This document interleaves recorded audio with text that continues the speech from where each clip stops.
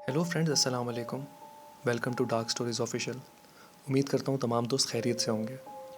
शुरू करते हैं दोस्तों आज की एक हॉरर स्टोरी।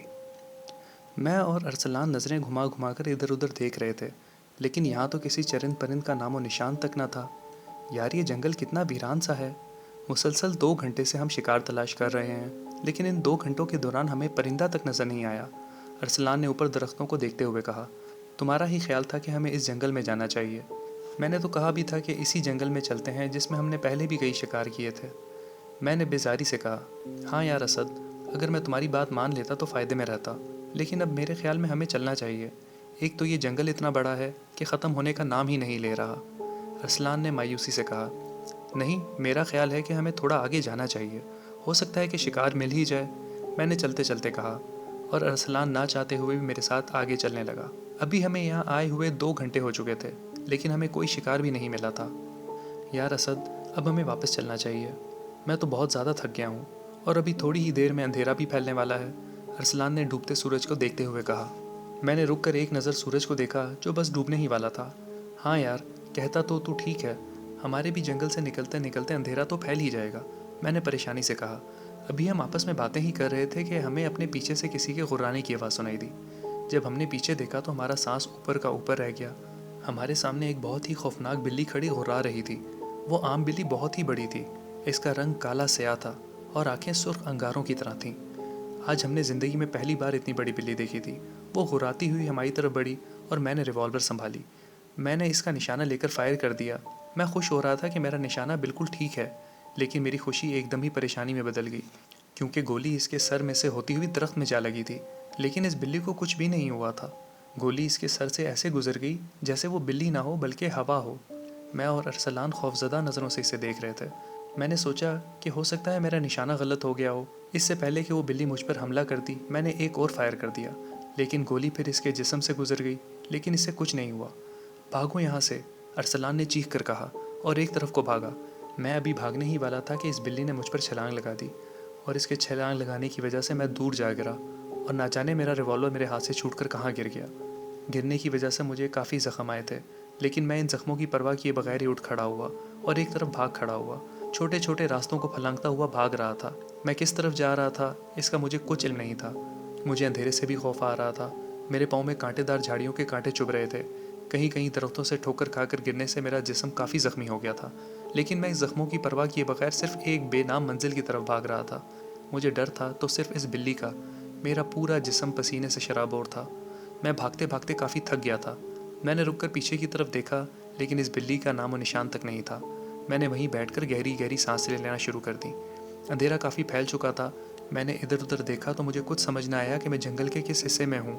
अचानक ही मुझे दरख्तों के दरमियान कुछ दूर रोशनी नजर आई। मुझे कुछ हौसला मिला। मैंने अपने ज़ख्मों से भरे जिस्म को हरकत दी और उठ खड़ा हुआ और इस रोशनी की तरफ चलने लगा। मैं जैसे जैसे आगे बढ़ रहा था रोशनी तेज़ हो रही थी।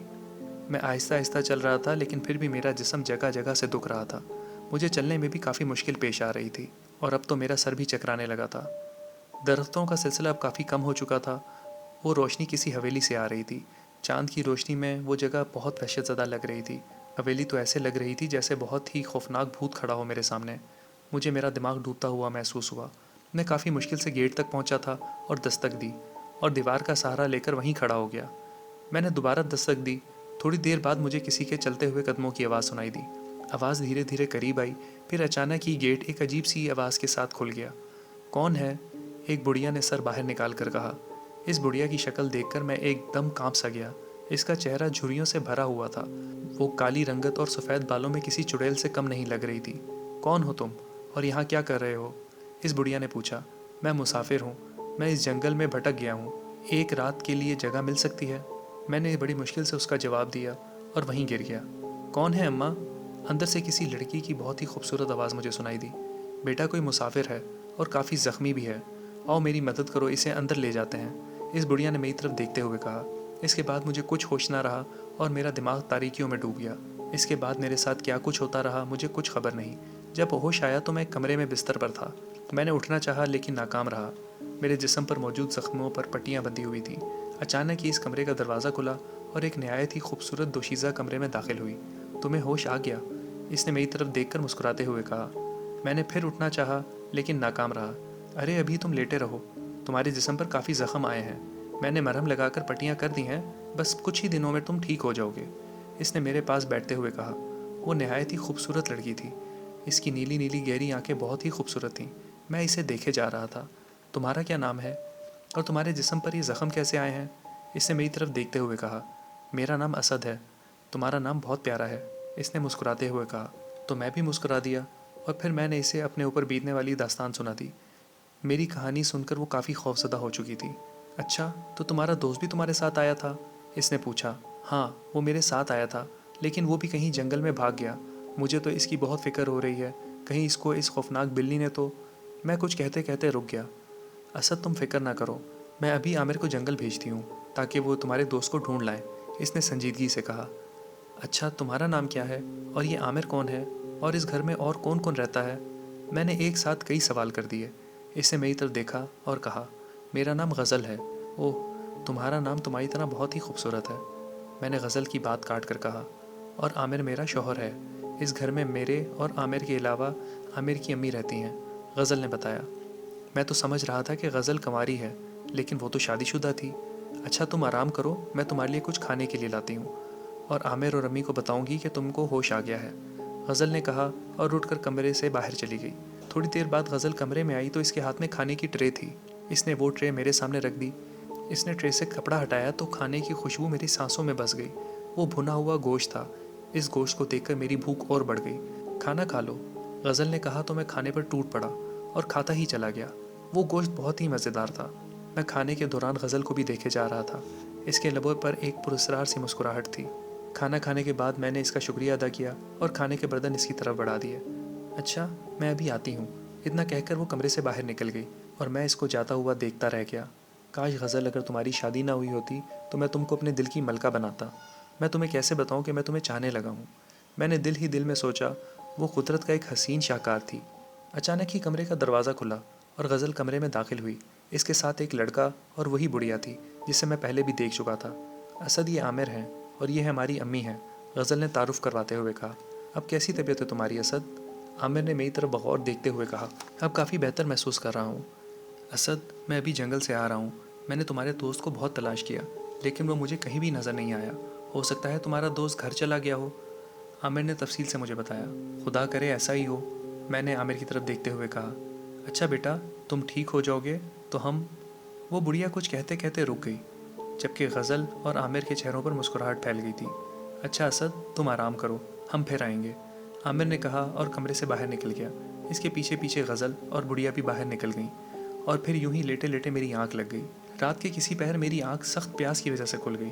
کمرے میں چاند کی ہلکی ہلکی روشنی پھیلی ہوئی تھی، جس کی وجہ سے مجھے کمرے کی ہر چیز دکھائی دے رہی تھی۔ میں کافی مشکل سے اٹھ بیٹھا۔ میرے بستر کے سرانے کی طرف ایک چھوٹا سا ٹیبل رکھا گیا تھا جہاں پانی کا جگ موجود تھا۔ میں نے ہاتھ آگے بڑھا کر گلاس میں سے پانی اڈیلا اور ایک ہی سانس میں پی گیا، لیکن پھر بھی میری پیاس نہ بجھی۔ میں نے 2-3 گلاس پانی پیے، تب جا کر میری پیاس بجھی۔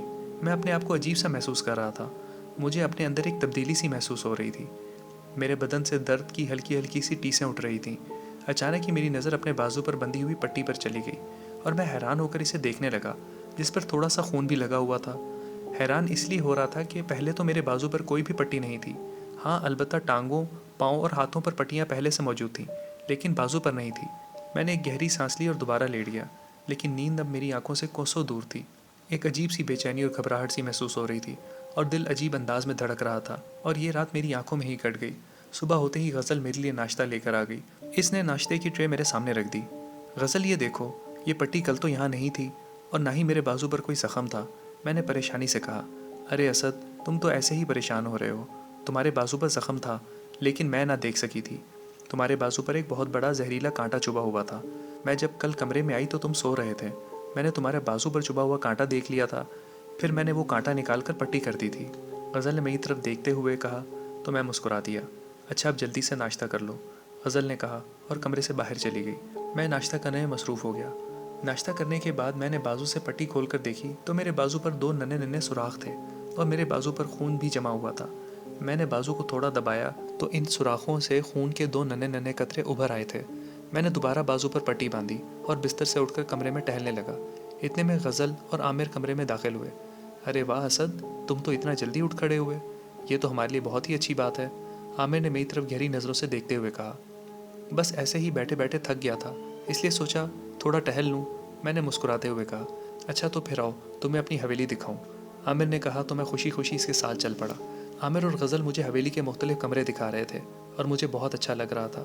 حویلی کے سب کمروں کی سجاوٹ بہت ہی عمدہ انداز سے کی گئی تھی۔ اچانک ہی گزرتے ہوئے میری نظر ایک ایسے کمرے کی طرف چلی گئی جس کا دروازہ بند تھا۔ اس کمرے کی کھڑکی کے پاس مجھے ایک سایہ دکھائی دیا جو ایک دم ہی وہاں سے غائب ہو گیا۔ میں نے اسے اپنا وہم سمجھا اور عامر اور غزل کے ساتھ چلتا رہا۔ انہوں نے مجھے حویلی کے اور تو سارے کمرے دکھائے، لیکن وہ کمرہ نہیں دکھایا جو بند تھا اور جس کے پاس میں نے سایہ دیکھا تھا۔ بہرحال یہ دن میرا بہت ہی اچھا گزرا۔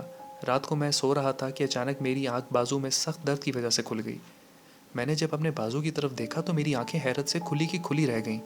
دل زور زور سے دھڑکنے لگا۔ ایک سایہ میرے بازو پر جھکا ہوا تھا اور وہ میرا خون پی رہا تھا۔ اچانک ہی میرے منہ سے چیخ نکل گئی۔ اس سایہ نے سر اٹھا کر میری طرف دیکھا۔ اف خدایا، اس کی سرخ انگارہ آنکھیں بالکل اس خوفناک بلی کی طرح تھیں اور اس کا رنگ بھی بالکل اس خوفناک بلی کی طرح کالا سیاہ تھا۔ اس سایہ نے اپنی خونی نظروں سے مجھے گھورا اور آنکھ جھپکتے ہی وہاں سے غائب ہو گیا۔ میرا جسم بری طرح کپکپانے لگا تھا۔ میں نے اپنے بازو کی طرف دیکھا جس سے خون بہہ رہا تھا۔ اچانک ہی میری آنکھوں کے سامنے اندھیرا چھا گیا اور میں بے ہوش ہو گیا۔ جب مجھے ہوش آیا تو میں بستر پر تھا اور ہر طرف خاموشی چھائی ہوئی تھی۔ میں نے ایک نظر اپنے بازو کی طرف دیکھا جس پر اب پٹی بندھی ہوئی تھی۔ ایک پل کے لیے تو میں حیران ہوا، پھر سوچا کہ غزل نے ہی دوبارہ پٹی کر دی ہوگی، اور اب مجھے پورا یقین ہو گیا تھا کہ اس حویلی میں ایک خوفناک سایہ ہے اور وہ سایہ اس خوفناک بلی کا ہی ہے۔ مجھے اس حویلی سے خوف آنے لگا تھا کیونکہ اس حویلی میں موجود سایہ میری جان کا دشمن بن گیا تھا۔ میرا ارادہ اب جلد ہی اس حویلی سے جانے کو تھا کیونکہ وہ سایہ کسی بھی وقت میری جان لے سکتا تھا۔ میں سوچ رہا تھا کہ میں غزل کو کہہ دوں گا کہ اب اس حویلی میں نہیں رک سکتا کیونکہ اس خوفناک بلی کا سایہ میرا پیچھا کرتے ہوئے اس حویلی میں بھی آ گیا ہے۔ میں کافی دیر غزل کا انتظار کرتا رہا لیکن وہ نہ آئی۔ میں نے گھڑی کی طرف دیکھا تو دن کے 11 بج رہے تھے۔ آخرکار تنگ آ کر اٹھ کھڑا ہوا اور کمرے سے باہر آ گیا۔ باہر بھی ہر طرف خاموشی چھائی ہوئی تھی۔ میرا دل ایک انجانے خوف سے دھڑکا۔ مجھے یہ خاموشی کسی بڑے طوفان کا اشارہ لگ رہی تھی۔ میں نے مختلف کمروں میں جا کر دیکھا لیکن مجھے غزل، عامر اور بڑھیا کہیں بھی نظر نہ آئے۔ میں اپنے کمرے کی طرف جانے کے لیے مڑا ہی تھا کہ مجھے ہلکے ہلکے کہکہوں کی آوازیں سنائی دیں۔ میں نے غور کیا تو مجھے اندازہ ہو گیا کہ یہ آوازیں اس بند کمرے سے آ رہی تھیں جس کے پاس میں نے اس سائے کو بھی دیکھا تھا۔ نہ چاہتے ہوئے میرے قدم اس کمرے کی طرف اٹھنے لگے۔ میرا دل بری طرح دھڑک رہا تھا اور قدم لڑکھڑا رہے تھے۔ میں کمرے کے دروازے کے پاس پہنچا تو مجھے اندر سے عامر کی آواز سنائی دی۔ عامر کہہ رہا تھا، اب ہمیں اسد کا کام تمام کر دینا چاہیے، پہلے بھی اس کا دوست ارسلان یہاں سے بھاگ گیا ہے، کہیں ایسا نہ ہو کہ اسد بھی ہمارے ہاتھوں سے نکل جائے۔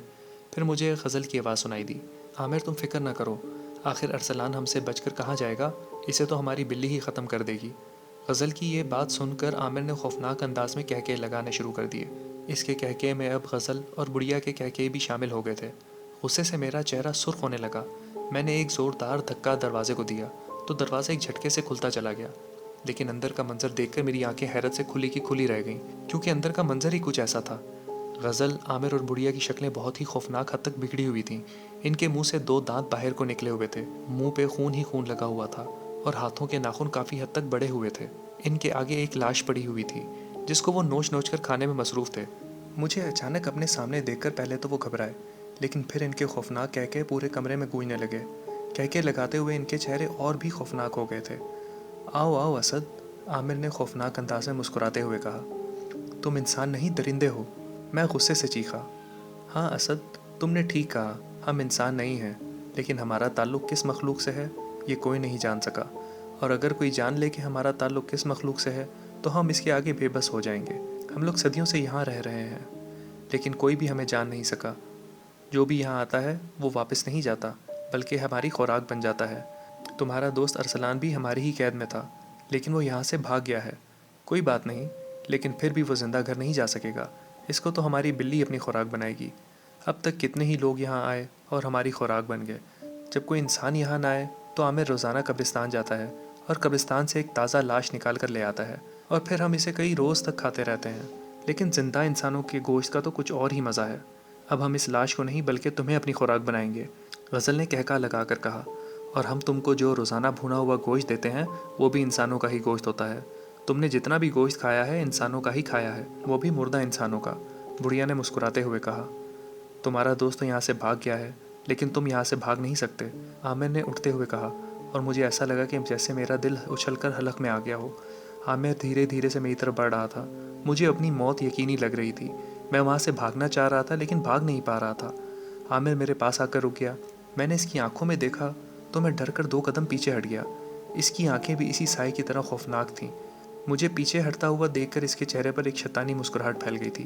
پھر اچانک ہی اس کی شکل بدلنے لگی۔ اب میرے سامنے عامر کی جگہ وہ سایہ کھڑا تھا جس کو میں نے اپنا خون پیتے ہوئے دیکھا تھا۔ وہ میری طرف بڑھا اور اپنے لمبے نوکیلے دانت میری گردن میں گاڑ دیے۔ میری چیخیں پورے کمرے میں گونج گئیں۔ رک جاؤ عامر، ایک جانی پہچانی آواز کمرے میں گونجی۔ عامر نے گھبرا کر میری گردن سے اپنا سر اٹھایا۔ میں نے سامنے دیکھا تو میری جان میں جان آئی، کیونکہ سامنے ہی میرا دوست ارسلان کھڑا تھا۔ اس کے ہاتھوں میں ایک لکڑی تھی جس پہ سرے پر آگ جل رہی تھی۔ ارسلان، میں نے کہا اور بھاگ کر اس کے پیچھے جا کھڑا ہوا۔ ارسلان، مجھے بچا لو، یہ مجھے مار ڈالیں گے، میں نے ڈرتے ہوئے کہا۔ اسد، بے فکر رہو، اب ان کا آخری وقت آ گیا ہے۔ ان کی موت آج یقینی ہے۔ میں ان کی موت کا راز جان گیا ہوں۔ انہیں صرف آگ سے ہی ختم کیا جا سکتا ہے۔ ارسلان نے عامر کی طرف بڑھتے ہوئے کہا۔ عامر خوفزدہ نظروں سے ارسلان کو دیکھ رہا تھا اور اس کے چہرے پر موت کا خوف چھا گیا تھا، اور وہ ڈری ڈری سی نظروں سے ارسلان کے ہاتھ میں موجود آگ کو دیکھ رہا تھا۔ اس کے شیطانی چہرے پر گھبراہٹ کے اثرات نمایاں نظر آ رہے تھے۔ ارسلان نے لکڑی کا ایک زبردست وار اس پر کیا تو اس کے جسم پر آگ لگ گئی اور اس کی خوفناک اور درد بھری چیخیں گونج اٹھیں۔ بڑھیا نے ایک چیخ ماری اور ارسلان پر حملہ کر دیا۔ ارسلان اس حملے کے لیے بالکل بھی تیار نہیں تھا، لہٰذا وہ دور جا گرا۔ لکڑی اس کے ہاتھ سے چھوٹ کر ایک طرف گر پڑی۔ میں ارسلان کی طرف بڑھنے ہی لگا کہ غزل میرے سامنے آ گئی۔ اس کی شکل بہت ہی خوفناک تھی۔ اس کے منہ سے 2 دانت باہر کو نکلے ہوئے تھے اور منہ سے خون کے قطرے ٹپک رہے تھے۔ غزل نے مجھے ایک زوردار دھکا دیا اور میں کمرے میں سے باہر جا گرا۔ غزل اپنے چہرے پر شیطانی مسکراہٹ پھیلائے میری طرف بڑھ رہی تھی۔ مجھے اپنی موت اپنی طرف بڑھتی ہوئی محسوس ہو رہی تھی۔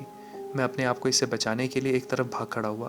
غزل بھی اپنی تمام تر خوفناکی کے ساتھ میرے پیچھے بھاگ رہی تھی۔ میں بھاگتے بھاگتے حویلی سے باہر نکل آیا۔ میں نے رک کر ادھر ادھر نظر دوڑائی تو ہر طرف جنگل ہی جنگل تھا، اور پھر جس طرف میرا منہ تھا میں اسی طرف بھاگ کھڑا ہوا۔ غزل ابھی تک میرا پیچھا کر رہی تھی۔ آخرکار میں غزل کی نظروں سے بچتا ہوا ایک درخت کے پیچھے جا چھپا اور گہرے گہرے سانس لینے لگا۔ غزل کے غرانے کی آوازیں مجھے واضح سنائی دے رہی تھیں۔ اس کی خوفناک اور دل دہلا دینے والی غراہٹ آہستہ آہستہ درخت کے قریب تر ہوتی جا رہی تھی۔ میرا دل بری طرح دھڑک رہا تھا۔ میں نے آہستہ سے درخت کے پیچھے سے دیکھا تو غزل دوسری طرف جا رہی تھی۔ پھر تھوڑی ہی دیر میں وہ جنگل میں کہیں گم ہو گئی اور میں نے سکھ کا سانس لیا۔ ابھی میں درخت کے ساتھ کھڑا اپنی پھولی ہوئی سانسیں ٹھیک ہی کر رہا تھا کہ مجھے اپنے پیچھے غراہٹ کی آواز سنائی دی۔ میں نے پیچھے دیکھا تو میرے سامنے غزل کھڑی تھی۔ اس کی آنکھوں میں وحشت اور چہرے پر ایک شیطانی مسکراہٹ تھی۔ میں پتھرائی ہوئی نظروں سے اسے دیکھے جا رہا تھا۔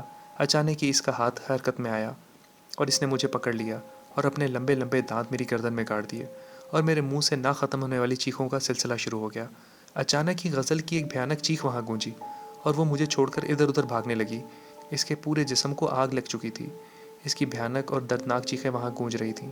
میں نے سر اٹھا کر سامنے دیکھا تو میرے سامنے میرا دوست ارسلان کھڑا تھا۔ اس کے چہرے پر کئی گہرے خراشوں کے نشان تھے جن سے خون بھی بہہ رہا تھا۔ میں اس کا یہ حال دیکھ کر تڑپ اٹھا۔ ارسلان کے ہاتھ میں آگ کی لکڑی اب بھی موجود تھی اور اس کی نظریں غزل پر جمی ہوئی تھیں جس کی چیخیں اب مدھم پڑ چکی تھیں، اور پھر غزل کا جلا ہوا کوئلہ جسم ایک طرف گر پڑا۔ میں نے اپنی گردن پر ہاتھ لگا کر دیکھا تو میری گردن خون سے تر ہو چکی تھی۔ ارے اسد، تمہاری گردن سے تو خون بہہ رہا ہے، ارسلان نے پریشانی سے کہا۔ میں نے اپنی گردن پر دوبارہ ہاتھ لگایا تو میرا ہاتھ خون سے سرخ ہو گیا۔ ارسلان نے اپنی جیب سے رومال نکال کر میری گردن پر باندھا تو مجھے کچھ سکون ملا۔ ارسلان، تم کیسے ہو اور اس حویلی تک کیسے پہنچے؟ میں نے چلتے ہوئے پوچھا۔ اسد، میں اس خوفناک بلی کو دیکھ کر خوفزدہ ہو گیا تھا۔ پھر میں ایک طرف کو بھاگ نکلا۔ بھاگتے ہوئے میں اس حویلی تک پہنچ گیا تھا۔ میں نے حویلی کے دروازے پر دستک دی۔ تھوڑی دیر بعد عامر نے دروازہ کھولا اور مجھے اندر لے گیا۔ حویلی کے اندر غزل اور بڑھیا بھی تھیں۔ مجھے دیکھتے ہی ان کے چہروں پر شیطانی مسکراہٹ پھیل گئی تھی، لیکن اس وقت میں ان کی مسکراہٹ کا مطلب نہیں سمجھا تھا۔ پھر میں نے اپنے اوپر بیتنے والی داستان ان کو سنا دی۔ مجھے تمہاری بھی بہت فکر تھی۔ مجھے اپنے آپ سے شرمندگی محسوس ہو رہی تھی کہ میں تمہیں مشکل میں چھوڑ کر خود بھاگ گیا۔ مجھے دل ہی دل میں خود سے نفرت ہونے لگی تھی، اور مجھے پورا یقین ہو چکا تھا کہ تم ضرور اس خوفناک بلی کا شکار ہو گئے ہو۔ میں نے عامر کے ساتھ جا کر پورا جنگل چھان مارا، لیکن نہ تو تم مجھے دکھائی دیے اور نہ ہی خوفناک بلی دکھائی دی۔ پھر میں عامر کے ساتھ حویلی واپس آ گیا۔ ارسلان نے مجھے تفصیل بتائی۔ ارسلان، پھر تمہیں کیسے پتہ چلا کہ یہ انسان نہیں ہے؟ تم کیسے حویلی سے بھاگے، اور تمہیں کس نے بتایا کہ انہیں صرف آگ ہی ختم کر سکتی ہے؟ میں نے ایک ساتھ کئی سوال کر دیے۔ اسد، اس رات مجھے نیند نہیں آ رہی تھی کیونکہ مجھے تمہاری فکر تھی۔ میں کھڑکی کھول کر آسمان کی طرف دیکھ رہا تھا کہ حویلی کے دروازے پر دستک ہوئی۔ بڑھیا نے جا کر دروازہ کھولا اور تھوڑی دیر بعد بڑھیا اور غزل کسی کو اٹھائے ہوئے حویلی میں لے آئے۔ تھوڑی دیر بعد عامر حویلی میں آیا اور اس کے کندھے پر کوئی تھا اور وہ اسے اٹھائے حویلی کے اندر داخل ہو گیا۔ میں بھی کمرے سے باہر نکل آیا۔ باہر ہر طرف خاموشی چھائی ہوئی تھی۔ میں کمرے کے پاس پہنچا تو مجھے بڑھیا، عامر اور غزل کے ہنسنے کی آوازیں آئیں۔ جب میں نے کمرے کا دروازہ کھولا تو دیکھا کہ وہ تینوں کسی لاش کو کھانے میں مصروف تھے اور ان کی شکلیں بھی خوفناک تھیں۔ میں وہیں گر کر بے ہوش ہو گیا۔ جب مجھے ہوش آیا تو میں اسی کمرے میں تھا جس میں وہ درندے لاش کو کھا رہے تھے، لیکن اب اس کمرے میں اس بڑھیا کے علاوہ کوئی بھی نہیں تھا۔ اچانک ہی مجھے باہر سے تمہاری آواز سنائی دی۔ میں نے کھڑکی سے جھانک کر دیکھا تو تم غزل اور عامر کے ساتھ باتیں کرتے ہوئے ایک کمرے میں داخل ہو گئے۔ میں نے اس کمرے سے باہر نکلنے کی کوشش کی تو وہ بڑھیا ایک سایہ بن کر آئی اور پھر مجھے کچھ ہوش نہ رہا۔ جب مجھے ہوش آیا تو ہر طرف اندھیرا ہی اندھیرا تھا، مجھے کچھ دکھائی بھی نہیں دے رہا تھا۔ اچانک ہی مجھے اپنے بازو پر چبھن سی محسوس ہوئی۔ میں نے اپنا دوسرا ہاتھ اپنی جیب میں ڈالا اور لائٹر نکال کر اسے جلایا تو مجھے عامر دکھائی دیا اور وہ میرے بازو سے خون پی رہا تھا۔ آگ کو دیکھ کر وہ ایک دم گھبرا گیا اور پیچھے ہٹ گیا۔ میں جلدی سے اٹھا اور اس کی طرف بڑھا، لیکن وہ کمرے سے نکل کر بھاگ گیا اور مجھے یقین ہو گیا کہ اس مخلوق کو صرف آگ سے ہی ختم کیا جا سکتا ہے۔ پھر میں بھاگتا ہوا جنگل میں آ گیا۔ میں نے درختوں کی سوکھی لکڑیاں جمع کی اور انہیں آگ لگا دی۔ اچانک ہی مجھے اپنے پیچھے غراہٹ کی آواز سنائی دی۔ میں نے پیچھے دیکھا تو وہی خوفناک بلی کھڑی تھی۔ میں نے آگ سے جلتی لکڑی اس پر پھینکی تو اسے آگ لگ گئی اور اس کا جسم دھواں بن کر غائب ہو گیا۔ صبح ہوئی تو میں نے ایک لکڑی اٹھائی اور تم کو بچانے کے لیے حویلی میں واپس آ گیا۔ وہ درندے تم کو ختم کرنے ہی والے تھے کہ میں ان کے سامنے آ گیا اور عامر کو آگ لگا دی۔ اچانک ہی بڑھیا نے مجھ پر چھلانگ لگا دی اور میں دور جا گرا۔ اس بڑھیا نے اپنے لمبے لمبے ناخنوں سے میرا چہرہ نوچنا شروع کر دیا۔ پھر میں نے ہمت کر کے اسے دور پھینکا اور اسے بھی آگ لگا دی۔ میں نے دیکھا کہ تم حویلی سے بھاگ رہے ہو اور غزل تمہارے پیچھے بھاگ رہی تھی۔ بس پھر میں بھاگتا ہوا جنگل کی طرف آ گیا اور غزل سے تم کو بچا لیا۔ ارسلان یہ سب باتیں بتا کر خاموش ہو گیا۔ میں اسے غور سے دیکھنے لگا اور سوچ رہا تھا کہ اگر آج ارسلان نہ ہوتا تو میں زندہ ہی نہ ہوتا۔ میں دل ہی دل میں ارسلان کی لمبی زندگی کی دعائیں کرنے لگا۔ اچھا اسد، اب تم بتاؤ کہ تم ان درندوں تک کیسے پہنچے؟ ارسلان نے مجھ سے پوچھا تو میں نے اپنے اوپر بیتنے والی تمام کہانی اس کو سنا دی۔ ہم چلتے چلتے اسی جگہ پہنچ گئے جس جگہ اس خوفناک بلی نے مجھ پر حملہ کیا تھا۔ ارے اسد، وہ دیکھو تمہارا ریوالور، ارسلان نے ایک طرف اشارہ کیا۔ میں نے آگے بڑھ کر اپنا ریوالور اٹھایا۔ اچانک ہی مجھے اپنے پیچھے دوبارہ غراہٹ کی آواز سنائی دی۔ میں نے ایک چیخ ماری اور وہاں سے بھاگ پڑا۔ پھر مجھے اپنے پیچھے سے کسی کے ہنسنے کی آواز سنائی دی۔ ہنسنے کی آوازیں سن کر میں بھاگتے بھاگتے رک گیا اور پیچھے مڑ کر دیکھا تو شرمندہ سا ہو گیا کیونکہ ارسلان میری یہ حالت دیکھ کر ہنس رہا تھا۔ دراصل غراہٹ کی آواز ارسلان نے ہی مجھے ڈرانے کے لیے نکالی تھی، جس میں وہ کامیاب ہو گیا۔ یہ تھی دوستو آج کی ایک ہارر سٹوری۔ امید کرتا ہوں آپ کو ضرور پسند آئی ہوگی۔ اگر پسند آئی ہے تو کائنڈلی لائک، سبسکرائب اور کمنٹ ضرور کیجیے گا۔ اپنا بہت سا خیال رکھیں۔ ملتے ہیں ایسی ہی نیکسٹ ہارر سٹوری میں۔ اللہ حافظ۔